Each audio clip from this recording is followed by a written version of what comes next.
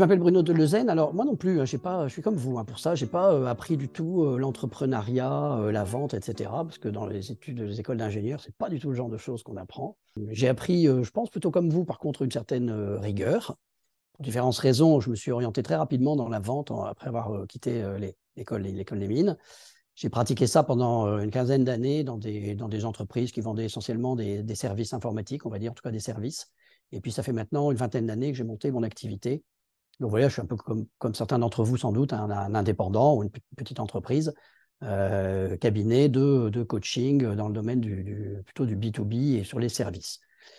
Je travaille donc essentiellement, comme je disais, avec des sociétés qui proposent et qui vendent des services.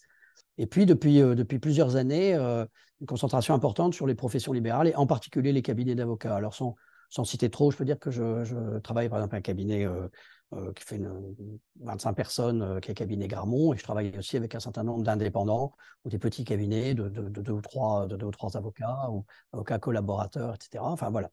Et donc, ça me permet d'être bien rentré dans votre métier, dans comment ça se passe pour vous, pour effectivement arriver à développer une activité, votre activité, votre clientèle.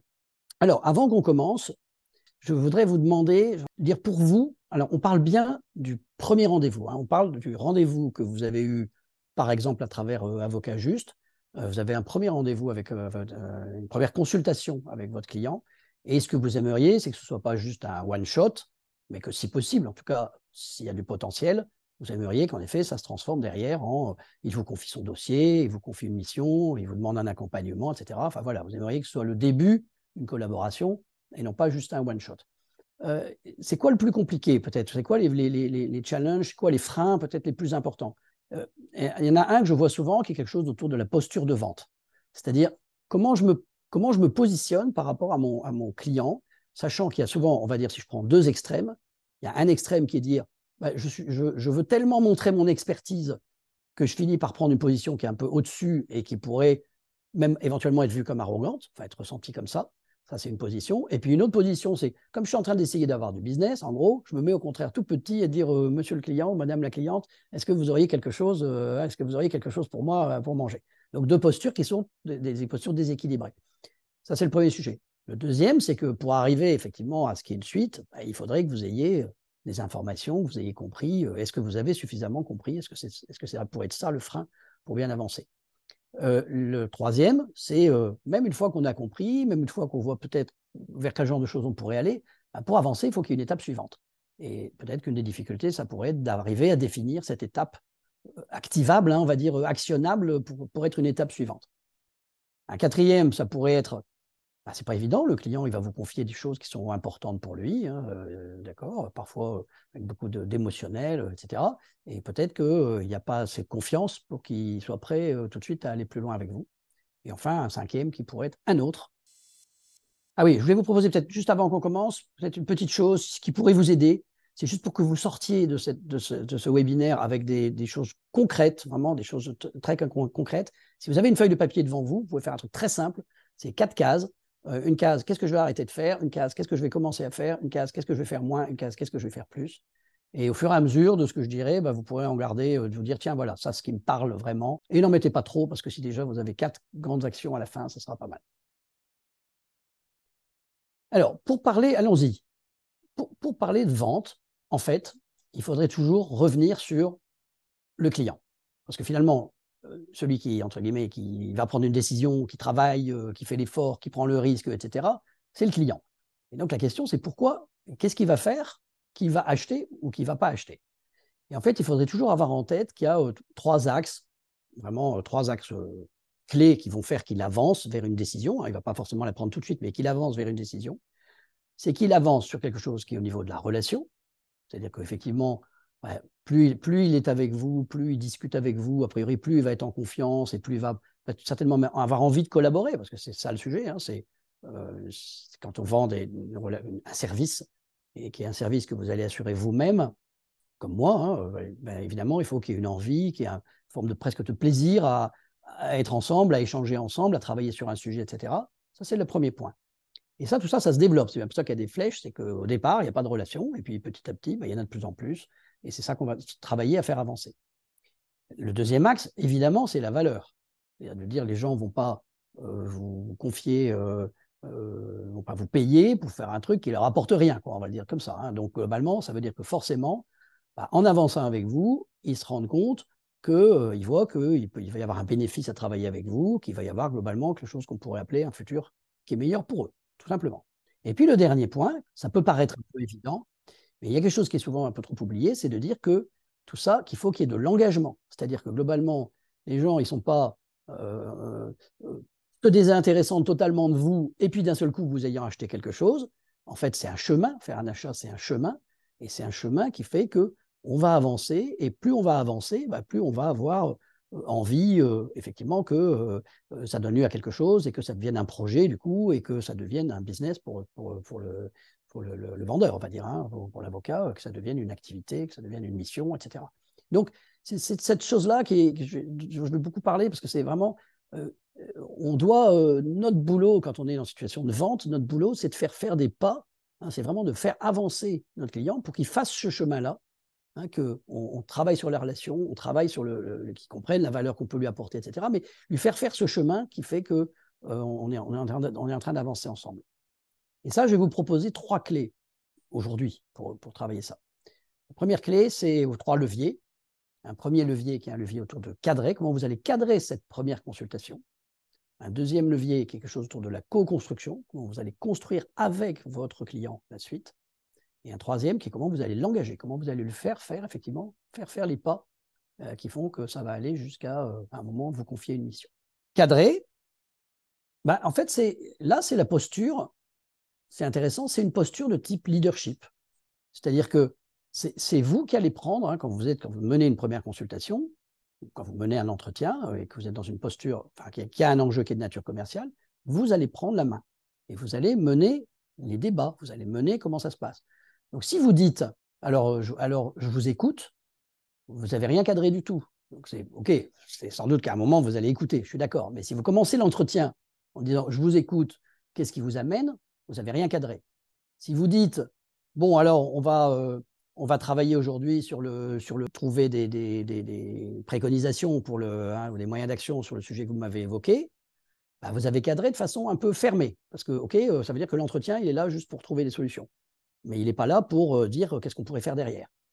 Si, au contraire, vous mettez quelque chose qui est déjà une forme de perspective, et ça, il faut travailler, bien sûr, hein, on va dire les verbatim, vous allez peut-être mettre les conditions pour que ça puisse avancer, s'inscrire déjà dans un futur. Alors, je vais donner un exemple peut-être avec ce que je peux faire moi.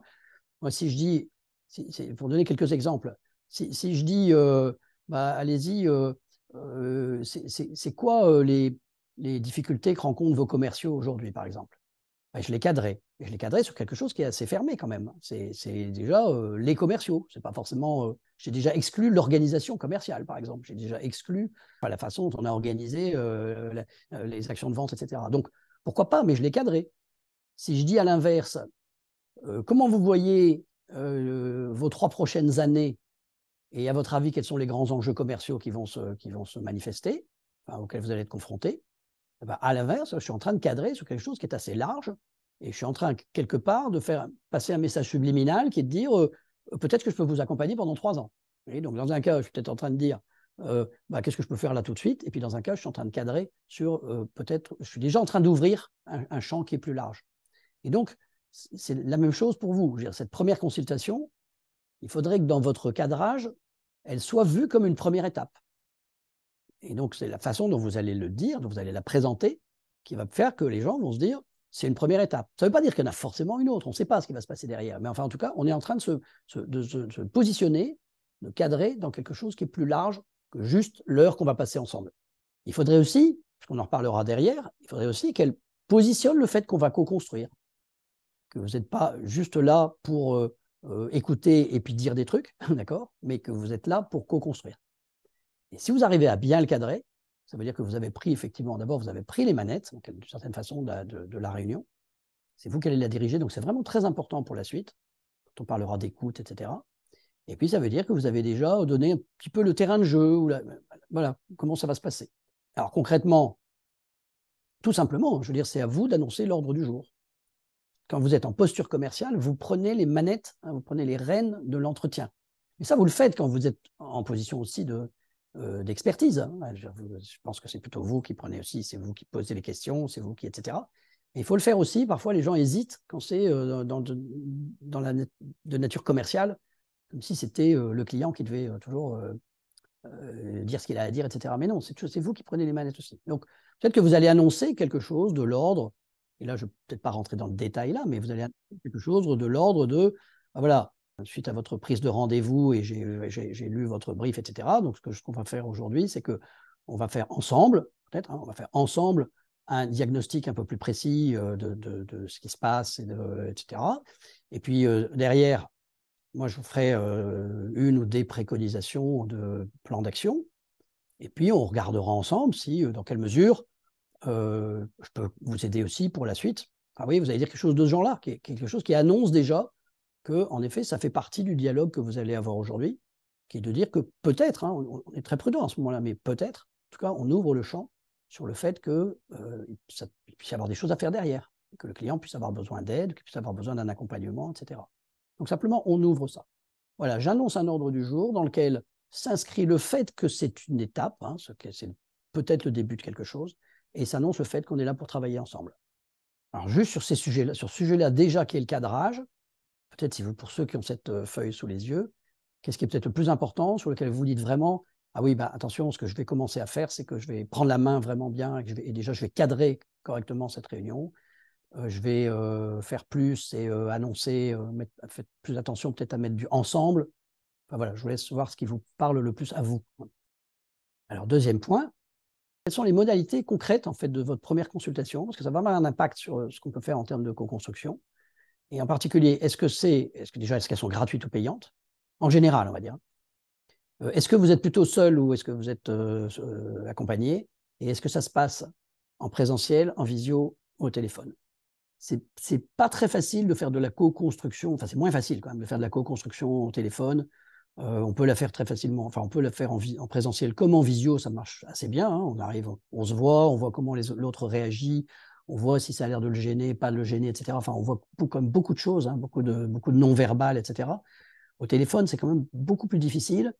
Et le risque, c'est de rester sur des choses qui sont très techniques, quoi. C'est-à-dire qu'au téléphone, on sait, OK, poser des questions techniques, avoir des réponses techniques, etc. Mais on va avoir du mal à voir des choses qui sont un petit peu plus cachées, quoi. Quand vous faites une consultation gratuite, il n'y a pas tellement d'ambiguïté, je pense quand même, de la part, enfin, en face de vous, sur le fait que c'est forcément aussi un peu un acte d'avant-vente.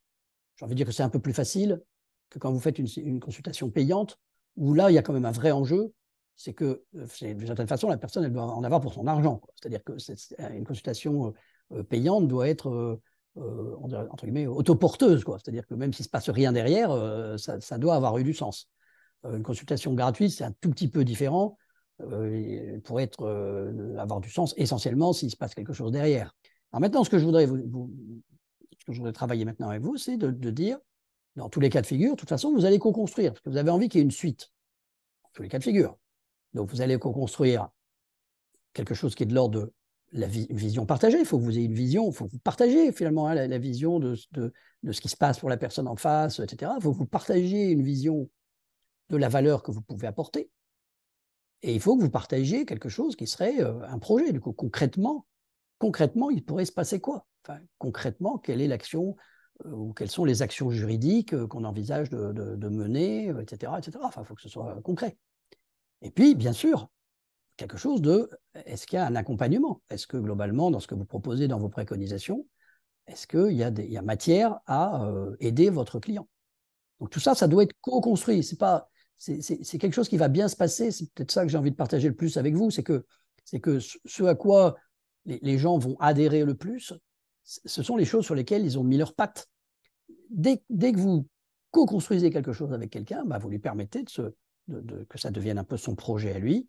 Si vous décidez, mais c'est vrai dans tout, hein, si vous décidez avec des amis, si vous décidez avec eux où est-ce que vous allez les dîner ou quel film vous allez aller voir, bah, vous le faites ensemble, vous construisez ensemble la soirée. C'est normal que tout le monde soit motivé pour le faire. Si vous dites, on va voir tel film, il y a des gens qui vont vous dire, bah non, mais moi, j'aime pas ce genre de film-là. Bon, vous voyez, donc il se passe la même chose. Hein, donc vous allez être dans un mode, vous mettez-vous dans un mode où vous construisez avec le client. Alors, ça passe par quoi? Ben, ça passe déjà par le fait de dire, attention, parce que le travers des experts, c'est de dire, j'ai envie de mettre en avant mon expertise. Alors bon, il y a des moments où c'est utile, mais au départ, le client, de certaine façon, il s'intéresse plus à son problème qu'à votre expertise, quoi. Donc, ce n'est pas tout à fait le sujet. Pas parce que vous allez lui faire des pages et des pages sur votre expertise que ça va l'aider à co-construire. Il y a aussi quelque chose, on dit souvent, bon, il faudrait s'intéresser aux besoins des clients. Je ne suis pas contre, hein, je suis pas contre, mais attention à ce qu'on appelle besoin, parce que souvent, besoin, c'est un petit peu quelque chose qui ressemblerait au cahier des charges. Et souvent, quand on dit besoin, c'est le côté un peu technique, quoi, voilà, il lui arrive telle chose, je ne sais pas moi, il est licencié, il veut pouvoir se défendre, etc. Bon, ok, ça c'est le côté technique. Mais il faut aller plus loin que ça. Il faut aller écouter des choses qui vont plus loin que ça. Il a des enjeux, par exemple, je sais pas, quelqu'un qui est licencié, il a des enjeux qui ne sont pas uniquement, enfin, il veut se défendre, mais il faudrait savoir pourquoi il veut se défendre, quoi. Ça peut être des questions d'argent, ça peut être des questions d'ego, ça peut être des questions familiales, ça peut être des questions de, enfin, je sais pas, ça peut être des questions par rapport au projet qu'il a derrière, peut-être qu'il veut déjà que ça l'aide. Enfin, mais si vous savez tout ça, vous avez moyen de construire avec lui quelque chose qui va être puissant. Si vous ne savez pas tout ça, vous avez juste une question technique, en gros. Alors bon, ok, vous savez résoudre une question technique, mais d'autres savent le faire aussi, et puis peut-être qu'il va penser qu'il peut le faire tout seul, enfin, j'en sais rien, mais en tout cas, vous avez moins de matière. Donc, le premier truc, c'est d'écouter, quoi. D'écouter. Qu'est-ce qui se passe? Mais encore une fois, pas seulement le problème technique, mais qu'est-ce qui se passe? Qu'est-ce que ça veut dire pour lui? Vous avez en face de vous quelqu'un. Quelles contraintes il a, quel genre de, je sais pas, moi, quel genre de budget il a, mais aussi quel temps il a peut-être, quel délai il se donne pour, est-ce qu'il est prêt à aller en appel ou pas aller en appel, enfin, il y a plein de choses derrière, hein, ça vous savez mieux que moi. Quelle marge de manœuvre il a, quoi, effectivement, en termes de budget par exemple, etc. Ou au contraire, quelle marge de manœuvre il n'a pas. Qu'est-ce qu'il sait faire? Qu'est-ce qu'il sait faire tout seul et qu'est-ce qu'il ne sait pas faire tout seul? Parce que pourquoi les gens ils vont vous acheter quelque chose? Vous l'achetez parce que ça a de la valeur pour eux, bien sûr, mais vous l'achetez aussi parce qu'ils ne savent pas le faire, ou qu'ils savent moins bien le faire que vous, ou que ça va leur prendre trop d'énergie pour le faire, qu'ils n'ont pas le temps, enfin peu importe, mais les gens achètent un service parce qu'ils ne savent pas le faire eux-mêmes ou qu'ils n'ont pas envie de le faire eux-mêmes. Ou, si vous avez une femme de ménage, c'est parce que vous n'avez pas envie de faire le ménage vous-même, ou parce que vous ne savez pas bien repasser. Oui, d'accord. Sinon, vous le faites vous-même. Donc, c'est pareil, excusez-moi pour l'exemple, mais c'est quand même un service, quoi. C'est toujours pareil quand on achète un service, c'est qu'on a en effet quelque chose à faire et qu'on n'a pas envie de le faire soi-même. Quelles sont les modalités de décision? Peut-être que la personne décide toute seule, peut-être que non. Peut-être qu'il y a pour certains sujets, il va y avoir, soit c'est quelque chose de professionnel et il y a aussi d'autres personnes qui sont impliquées professionnellement, soit même si c'est familial, il y a peut-être une épouse, un époux, des collègues, des amis, je ne sais pas, selon le sujet, mais il y a peut-être d'autres gens, et la décision ne sera peut-être pas toute seule. Donc tout ça, la co-construction, ça part avant tout de l'écoute. Parce que c'est ce qui va permettre de rebondir en disant, ah oui, d'accord, donc ça veut dire que, et là peut-être qu'on va commencer à lancer des perches, ça veut dire que vous voudriez plutôt quelque chose qui puisse aller très vite, en arbitrage, même si c'est peut-être un peu moins bien en termes de résultats, pour vous, ce qui va être vraiment important, c'est que ça aille très vite. Par exemple, vous allez dire quelque chose comme oui, oui, oui, c'est ça, c'est exactement ça. D'accord, alors combien de temps on se donne, peut-être pour combien de temps vous vous donnez pour, et vous allez co-construire. Et là, à un moment, vous allez avoir quelque chose qui va assez naturellement ressembler à un projet que vous avez élaboré en intégrant donc ces enjeux, ces contraintes, ces marges de manœuvre, etc., en intégrant tout ça, et en bâtissant avec votre client quelque chose qui pourrait être un projet, et si possible avec vous. En tout cas, le projet, il est bâti avec vous. Alors après, j'ai envie de dire, ça dépend des situations. Selon les situations, vous êtes dedans, évidemment, c'est ce que vous voudriez. À l'idéal, c'est ça que vous voulez faire. Hein. Donner à voir et donner envie, un projet qui va dans le sens, qui améliore la vie de votre client, enfin, qui va dans le sens de ce qu'il a envie de réussir, et dans lequel vous êtes. Et du coup, vous n'avez plus rien à vendre. Hein. Une fois que le client dit oui, c'est ça que je veux faire, vous êtes dedans, de toute façon. C'est avec vous que ça se fait. Donc, ce n'est pas la peine d'aller dire que vous êtes beau, grand, intelligent, etc. Ce n'est même pas ça le sujet, quoi. Il achète le projet. Je ne dis pas que ça marche toujours. Il y a peut-être des cas où vous allez faire une préconisation où on se rend compte qu'il n'a pas besoin de vous. Peut-être, il peut le faire tout seul. Ou, enfin, bon, vous allez faire une préconisation de ne rien faire, peut-être, dans certains cas. Bon, pourquoi pas. Bon, mais en tout cas, à l'idéal, et en tout cas, s'il y a lieu, ce que vous devez avoir en tête, c'est de dire, moi, ce dont je suis en train de parler avec mon client, ce que je suis en train d'élaborer, c'est son projet, hein, c'est son projet, et dans lequel je suis. Et ensuite, il ne faut pas oublier la première étape. Parce que, comme je disais, hein, c'est l'engagement. Les gens ne vont pas forcément aller d'un seul coup sur le fait de dire oui, ok, c'est vous que je choisis pour faire les 2 ans de procédure, d'accord, que va me durer mon sujet. Peut-être que ce n'est pas si simple, et peut-être qu'il y a des choses qui sont plus activables, et ça dépend vraiment des situations, et peut-être que dans un certain cas, ça va être faire la bonne lettre, envoyer le bon courrier déjà dans un premier temps pour voir comment ça réagit, et peut-être que ça va être plus facile pour votre client déjà de s'engager avec vous sur une première étape. Et là, il faut qu'il y ait les modalités, comment ça se passe, c'est quand, combien ça coûte, etc., etc. Vous voyez, donc le projet, dans une vision qui est assez large, avec peut-être d'ailleurs des scénarios, hein, genre quand vous faites des préconisations, je suppose qu'assez souvent, vous avez des scénarios, hein, un scénario où la partie adverse fait appel, ou elle ne fait pas appel, ou vous faites appel, où vous commencez par peut-être une conciliation, ou un scénario ou non, enfin, etc. Enfin, donc il peut y avoir différents scénarios, mais en tout cas, vous êtes bien sur un projet comme ça. Et c'est quoi la première étape? La première étape, ça pourrait être de mener avec vous la phase de conciliation. Dire, on verra derrière, peut-être. C'est pas très grave, une fois que vous êtes là, normalement, si ça se passe bien, après, la confiance va s'établir et tout, et s'il y a des choses derrière. Et si la personne sait déjà que la conciliation ne marchera pas forcément, qu'elle est une première étape, c'est plutôt assez naturel, normalement, d'aller vers la suite.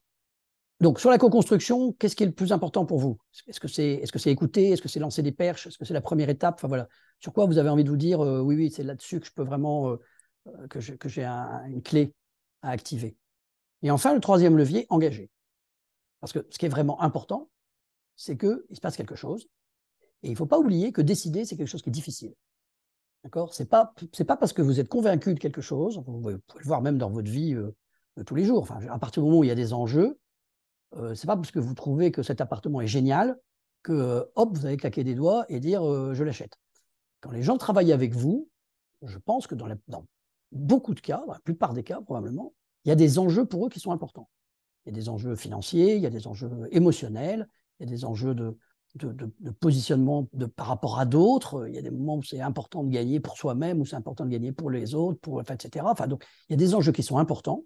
Et donc, la décision qu'ils vont prendre, c'est une décision qui est difficile. Vraiment, c'est difficile.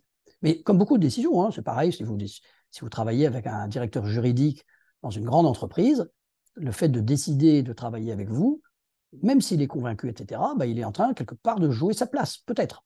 Dans certains cas, il est en train de jouer quelque chose qui est important. Et si ça se passe mal, c'est à lui qu'on le reprochera, etc. Donc, c'est toujours difficile. Donc, votre boulot, votre boulot de vendeur, là, je parle, hein, sur la partie de votre job hein, qui est commercial, votre boulot, c'est de l'aider à avancer.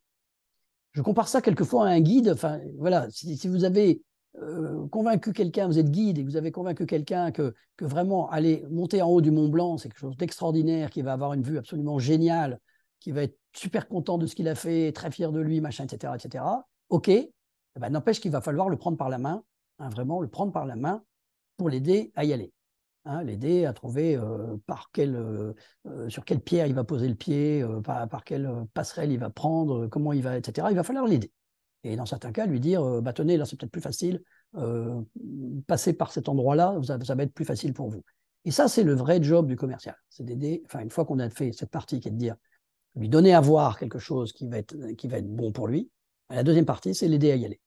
Et pour ça, il faut lui faire des pas, ce que j'appellerais, hein, on va dire, voilà, on a avocat juste, la proposition de valeur, c'est vendre juste. Là, on pourrait parler du juste pas, hein, c'est-à-dire c'est le pas, j'ai presque envie de dire, le plus grand que votre client peut faire, mais qu'il est capable de faire. Il ne faut pas chercher à lui faire un pas inaccessible pour lui, ce n'est pas la peine, ça va juste le bloquer, mais il faut lui faire un pas. Et là, je n'ai pas de recette miracle, mais on va essayer de faire le pas le plus grand possible. Si on se rend compte qu'il est prêt à signer, on l'accompagne pendant 2 ans, bah, c'est peut-être ça le juste pas. Mais si on se rend compte que bah, c'est un peu compliqué et que bah, non, déjà, le pas qu'il peut faire aujourd'hui, c'est de faire en sorte de provoquer une réunion avec son directeur, bah, peut-être que c'est ça le pas qu'il faut lui faire. Mais en tout cas, il faut lui faire un pas. Et tout pas qu'il fait est quelque chose qui génère de l'engagement. Là aussi, je vais faire une petite référence à la psychologie sociale, une étude qui a été faite. Vous regardez des gens qui parient aux courses de chevaux, d'accord? Et puis vous regardez quelle chance ils donnent à leur cheval. eh ben, la chance qu'ils donnent à leur cheval est très supérieure une fois qu'ils ont parié par rapport à juste avant. Alors qu'il n'y a rien qui a changé. Enfin, la seule chose qui a changé, c'est qu'ils ont parié. Et donc, du coup, ils y croient plus. C'est notre besoin de cohérence. À partir du moment où on fait quelque chose comme ça, ben, notre besoin de cohérence fait qu'on y croit plus. Quelque part, légitimer ce qu'on fait. Donc, c'est ce qui se passe dans les actions d'achat. C'est ça, en fait. On fait des pas. À un moment, on va organiser une réunion avec nos collaborateurs, par exemple. Et du coup, forcément, on aura beaucoup plus envie que ça avance. On aura beaucoup plus envie que ça marche. Donc, il faut faire des pas. Alors que si on ne fait rien, si on attend juste que les gens fassent des trucs entre eux, on va les souffler retombe ou quelqu'un d'autre va arriver, va les faire les pas, etc. Enfin bref, donc ça ne va pas marcher. Donc, il faut trouver ce juste pas et il faut le faire. Et donc, c'est concret, c'est précis. Hein. Un pas, c'est pas on va y réfléchir, évidemment. Hein. C'est il se passe quoi, à quelle date, avec qui, etc. Et c'est ça qu'il faudrait trouver le pas qui est suffisant, mais qui fait avancer. Alors, peut-être que c'est une lettre de mission. Hein. Évidemment, à l'idéal, c'est déjà une lettre de mission. C'est peut-être un contour, quelque chose. Et ça doit être précis et ça doit être signé. Vous me le renvoyez quand? Et peut-être dire d'ailleurs, donc notre première action, c'est effectivement de retravailler sur le sujet. On a 1 heure à passer ensemble sur le sujet, on le planifie, on le met dans l'agenda. Quand quelqu'un met quelque chose dans son agenda, il est plus engagé qu'avant. Il a plus envie que ça se fasse qu'avant. Alors, il peut y avoir des objections. J'ai pas, c'est un grand sujet, hein, les objections. C'est quand même le moment, parce que c'est le moment où vous allez demander aux gens de s'engager. Hein, vous allez dans un magasin, vous avez essayé plein de vêtements, puis à un moment, la vendeuse, elle veut que vous en achetiez un. D'accord. Et là, d'un seul coup, c'est plus compliqué, parce que vous dites, oh là là, lequel, et puis c'est cher, et puis j'en sais rien. Enfin, c'est le moment où vous avez les objections. Avant, vous êtes en train de regarder, vous réfléchissez, c'est sympa. Quoi. Donc, le moment où vous devez vous décider, c'est le moment aussi où vous pouvez vous dire, aïe, aïe, aïe, il y a un frein. Alors, j'ai 2 choses que j'ai envie de vous dire là-dessus. La première, c'est qu'une objection, c'est prenez-le, c'est un peu un pari pascalien, mais quand même, prenez-le comme une bonne nouvelle. Si quelqu'un commence à objecter, c'est qu'il commence à se voir dans la situation. Et donc, c'est pour ça que, par exemple, imaginons que vous êtes en train de regarder une voiture, et puis d'un seul coup, vous dites, oh là là, mais en fait, je ne sais pas si elle va rentrer dans le garage. Ça veut dire que vous êtes déjà en train de vous imaginer avec la voiture. Sinon, vous ne poseriez même pas cette question-là. Donc, quand quelqu'un vous fait une objection, le premier truc, c'est de vous dire, ah, prenons-le positivement, c'est une bonne nouvelle. Et du coup, je vais l'écouter. Et essayons de le prendre plutôt comme un levier de co-construction. C'est-à-dire, ah, d'accord, ok, allons-y, dites-moi, c'est quoi exactement. Donc, l'écouter, et puis se dire, je vais essayer d'en faire un truc de co-construction. Ah oui, d'accord, ça veut dire qu'on n'avait pas assez tenu compte de ça. Ah oui, il faut aussi l'avis de votre boss. D'accord, ok. Bon, bah écoutez, alors comment on s'y prend? Ça veut dire qu'effectivement, il faut qu'on rencontre votre boss, c'est ça. Bon, d'accord, mais faisons-en un truc de co-construction. Voilà, qu'est-ce que vous allez arrêter de faire, qu'est-ce que vous allez commencer à faire, etc. etc. On peut travailler tous ces sujets-là, hein, en particulier, donc voilà, vos gestes. Hein, là, on est vraiment sur des gestes. Comment je cadre, comment je co-construis, quelles questions je pose, sur quoi je mets, sur quel terrain je vais pour pouvoir faire de la co-construction. Engager, quel genre d'étape je peux avoir, etc. Et on travaille sur votre activité réelle et à la fois on travaille ensemble la mise au point, on va dire les verbatims peut-être, etc. de votre geste et on s'entraîne. Et moi, je joue le rôle de client parce qu'on est un individuel et je fais le client qui a plein d'objections. Alors, voilà, hein, juste pour résumer hein, tout ce que j'ai pu partager avec vous. On travaille sur 3 axes, enfin disons, 3 axes, relations, valeurs et engagement. Hein, voilà, ça c'est peut-être déjà si vous avez ça en tête, je pense que c'est hyper important. Et les 3 leviers que j'ai partagés avec vous, ce n'est pas l'ensemble des leviers, hein, c'est les 3 leviers qui me paraissent clés. C'est-à-dire, pensez bien à cadrer votre première réunion. Hein, là, on est sur votre première consultation. Hein. Pensez bien à la cadrer de façon à ce qu'elle donne de l'ouverture. Pensez bien à vous dire, je suis en train de co-construire ce qui pourrait être la suite. Et pensez bien à, une fois que j'ai fait ça, ben je ne lâche pas, je ne pars pas sans avoir quelque chose qui est un engagement. Il y a une prochaine étape. Quoi. Il y a une prochaine étape. C'est vraiment une objection, hein, je dois réfléchir, mais c'est une objection que vous pouvez prendre, à mon avis, vraiment comme positive. Vous avez bien construit avant, normalement, ok, il a un frein. Encore une fois, décider, c'est difficile, donc il a un frein. Et là, je veux dire qu'il y a un peu 2 possibilités. Il y a une possibilité qui est de dire, si vous pensez, par exemple, s'il y a une urgence, et si vous vous dites, d'accord, il me dit, je dois réfléchir, mais c'est dommage parce qu'il va passer à côté de quelque chose qui est très important. Là, vous pouvez peut-être challenger un peu, dire, bon, je comprends que c'est une décision qui n'est pas complètement évidente, etc. Mais juste, vous voulez réfléchir à quoi sachant aussi que ce qu'on a vu, c'est que, a priori, à l'idéal, c'est dès demain qu'il faudrait commencer à taper du poing sur la table, d'accord. Et peut-être que la personne va vous dire, oui, c'est vrai, bah, c'est juste que j'ai un peu la trouille, mais vous avez raison, il faut y aller. Si vraiment il vous dit, bah non, je dois vraiment, il faut que j'en parle à d'autres, etc., etc., enfin, puis voilà, j'ai besoin de prendre un temps de réflexion, peut-être que vous pouvez l'accepter, dire, OK, bon, d'accord, ça veut dire que le pas que j'ai essayé de lui faire, il est un petit peu trop grand. Donc, il faut que j'en fasse un peu plus petit. Et dire, OK, bah, vous allez y réfléchir quand bah, j'ai besoin, là, j'ai le week-end, enfin, il faut vraiment, j'ai besoin du week-end, là, etc. D'accord. Donc, ça veut dire que dimanche soir, vous saurez où vous en êtes. À ce moment-là, parlons-nous lundi matin. Et prenons nos agendas. Et donc, définissez une prochaine étape qui va être peut-être, en effet, qui va aller moins loin, mais qui va faire que vous gardez la main, que vous avez un next step qui est programmé. Vous avez vos agendas, lundi matin, à telle heure, vous parlez sous telle forme, qui appelle qui, etc. Enfin, vous voyez, donc vous avez quelque chose qui est cadré et qui est juste effectivement un plan B. Un plan B, hein, ça arrive souvent. Mais laissez surtout pas le truc en disant OK, d'accord, bon, bah, réfléchissez-y et puis on se rappelle, quoi, en gros. Hein. Alors là, vous perdez complètement la main. On reste à votre disposition, bien entendu, pour questions, échanges, etc.